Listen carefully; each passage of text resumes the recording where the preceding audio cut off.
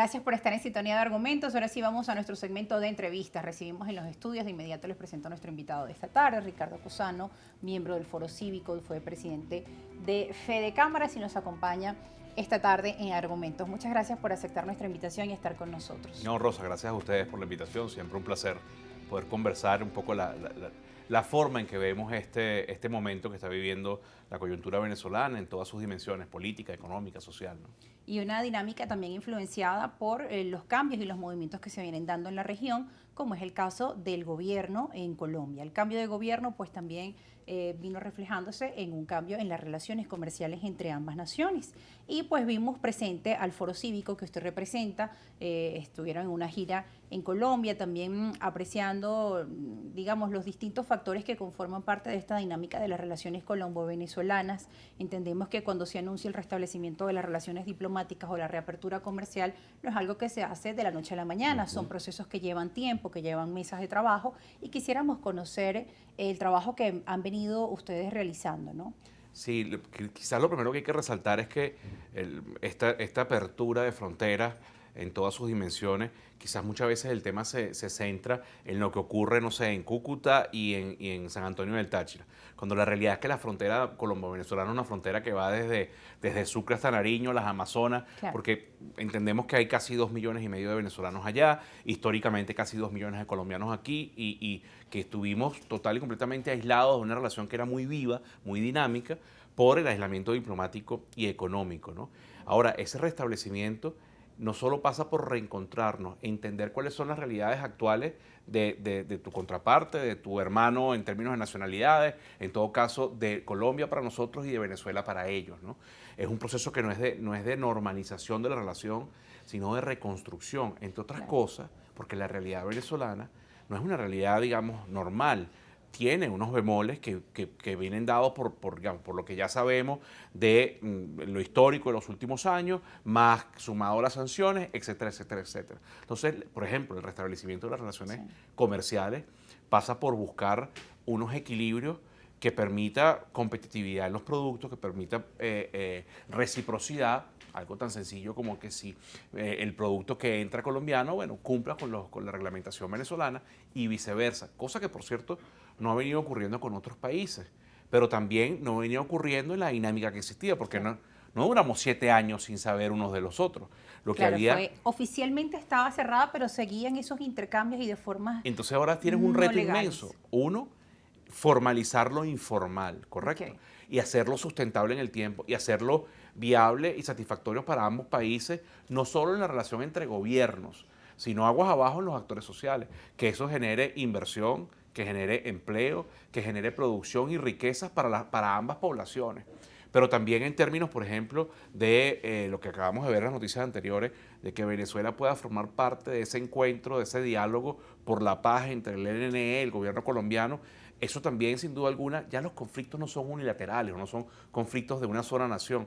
Por realidades históricas, por muchas razones, lo que pasa con un país fronterizo te afecta a ti. Claro. Entonces, ese proceso de reencontrarse, de entender cuáles son los objetivos de cada una de las naciones, pasa no solo por un diálogo y un acuerdo y una negociación y un dibujo entre los gobiernos, sino también entre los actores sociales, empresa a empresa, trabajadores, trabajadores, liderazgos sociales, temas de derechos humanos, en fin, es variopinto, distintas aristas las que hay que abordar. es multidimensional. Claro, ¿no? y usted que viene del sector empresarial, ¿cómo es esa visión que hay del trabajo que se viene realizando en Venezuela y las posibilidades de exportar a Colombia? Porque mucho se ha dicho durante estos días, luego de la apertura, bueno, que cómo vamos a garantizar de que sea un equilibrio, que exista ese equilibrio comercial entre Colombia y Venezuela, cuando sabemos la difícil situación que ha vivido nuestro país por distintas causas, quieran decir, por un lado que es absolutamente de las sanciones, o por las diversas causas que todos conocemos, además el tema de los servicios públicos, digamos, las empresas venezolanas se enfrentan a otros retos que no hay en Colombia. Bueno, ahí primero deberíamos tener, porque no es solo la voluntad del empresario, tienes que tener también una agenda, por ejemplo, diplomática en términos comerciales. ¿Qué es lo que verdaderamente podemos ser competitivos? Y eso es un trabajo que, digamos, el empresario lo hace cada uno en su rubro y los sectores, digamos, desde la gremialidad, trabajan también esos tecnicismos, pero eso tiene que venir de la mano de políticas públicas que te permitan incentivar, por ejemplo, la oportunidad de exportación de café, de cacao o de harina de maíz precocido, por ejemplo, cualquier rubro que sea. Porque hay unos rubros que inicialmente hay unos temores importantes de que nos van a inundar de producto colombiano. Dicen, no, vienen las papas colombianas. ¿Y qué va a pasar con los productores de papa en los Andes? Pero la realidad es que en estos primeros días, en esa vorágine, en esa emocionalidad de la apertura de la frontera, empezaste a ver del lado del territorio colombiano ausencia de productos, porque estaba pasando hacia el territorio. Y también, vuelvo y repito, hay una formalización de algo que era informal.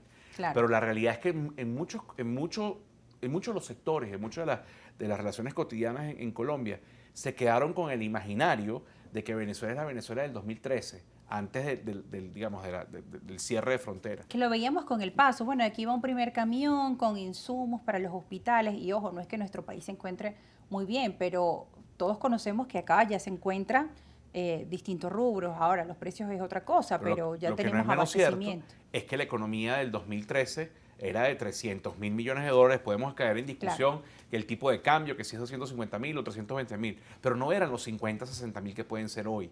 Entonces, es una relación distinta, es una forma de consumo distinta. Por ejemplo, en esa época, empresario, mi actividad principal es el sector turismo, por ejemplo. Yo buscaba una relación comercial con un mayorista de turismo emisivo colombiano que me mandara turistas a mi negocio, y cuando hacíamos los contratos llegaban los turistas y uno hacía una transferencia porque había una corresponsabilidad bancaria. Hoy no hay esos mecanismos. Hoy tienes que reconstruir esa forma de compensación binacional.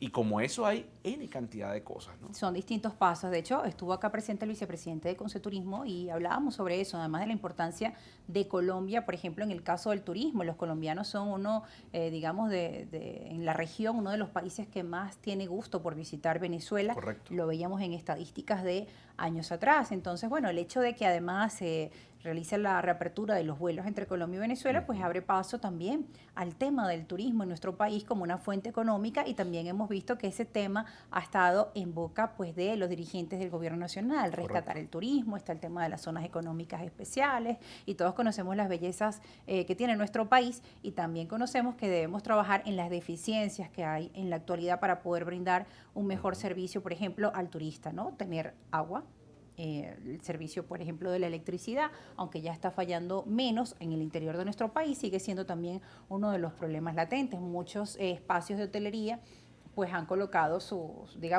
tienen las formas, ¿no? Su plan B, la planta eléctrica para poder responder en esos casos, pero bueno, también eso influye en los costos, ¿no? Que es lo que estábamos conversando, son muchos los retos. Al final lo importante desde la dimensión, digamos, económica, y creo que en líneas generales, es que esta nueva relación no implique desplazamiento de actores, sino que implique alianzas estratégicas y fortalecimiento de actores. Claro. A ver, por supuesto que es importante ver más empresas venezolanas, pero también puede ser interesante ver más inversión colombiana en Venezuela para el fortalecimiento de la empresa venezolana. Que genere fuentes de trabajo. Que genere fuentes de trabajo, que genere producción. Y aquí recuerdo, por ejemplo, a Felipe González cuando España entraba en el sistema económico europeo, y él planteaba: nuestra preocupación es que haya empleo español, que haya producto hecho en España, que tribute en España, para que haya un círculo virtuoso, más allá de quién es el propietario de la empresa.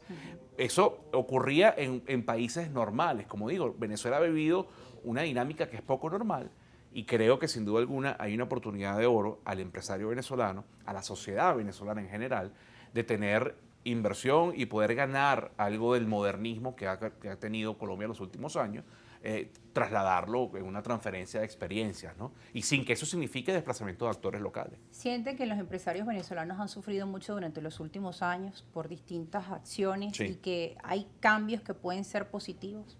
Estos cambios son positivos, como lo ha venido siendo positivo los últimos 24 meses, que hemos visto una reactivación económica. Tímida, que todavía no es transversal, que no abraza todo el país, pero eso es una realidad. Y de hecho, cuando tú cotejas algunos estudios que hablan un poco de la pobreza crítica y las realidades sociales en Venezuela, tú puedes ver que sigue siendo un problema enorme el que tenemos en términos de salud, en términos de alimentos, en términos de servicios públicos, pero que es menor al tamaño enorme que era hace unos años atrás. Entonces eso es una noticia positiva. Si este reencuentro entre dos naciones permite que eso sea mucho más sustentable en el tiempo, que sea además dinámico y que sea favorable no solo a visiones políticas, sino a la sociedad en general, bienvenido sea, porque además es un ejercicio para lo que estamos por vivir. Todos esperamos que un proceso de elecciones en el año 2024, sin importar los ganadores y los perdedores, le permita a Venezuela reinsertarse en el concierto de las naciones. Y esos son retos inmensos, volver a tener relaciones fluidas. Después de años de desconocimiento y de Correcto. aislamiento político. Y esto puede ser un excelente ejercicio, además con personas que hablan el mismo idioma, que tenemos casi la misma costumbre, entonces se los puede hacer mucho más fácil ser exitosos aquí para luego ampliarlo al resto del mundo, ¿no? Bien, vamos a seguir al regreso de la pausa conversando sobre los retos que tiene Venezuela y los cambios que se han venido realizando en la dinámica económica de nuestro país. También vamos a estar abordando el tema del diálogo nacional, las propuestas que tiene el Foro Cívico para incentivar y seguir adelante con este diálogo. Nosotros nos vamos a la pausa, sus preguntas también son importantes para nosotros, nuestras cuentas en redes sociales, a pie de pantalla, para que nos escriba, @argumentosgb en Instagram, @argumentos_gb en Twitter y mi cuenta en ambas plataformas, @rosa_periodista. Ya regresamos.